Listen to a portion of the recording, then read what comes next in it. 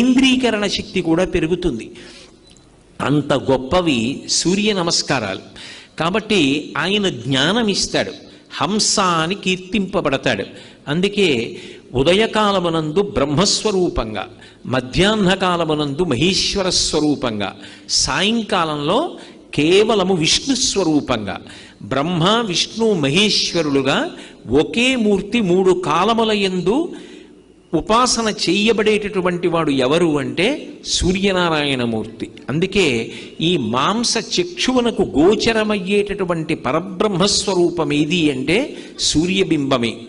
సూర్యబింబం కర్మసాక్షి, సమస్తమైనటువంటి కర్మలకి కూడా ఆయన సాక్షిగా ఉంటాడు.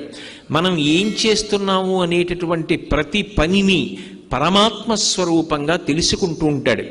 ఒక దీపం ఉందనుకోండి, అది కేవలం కాంతినివ్వగలదు,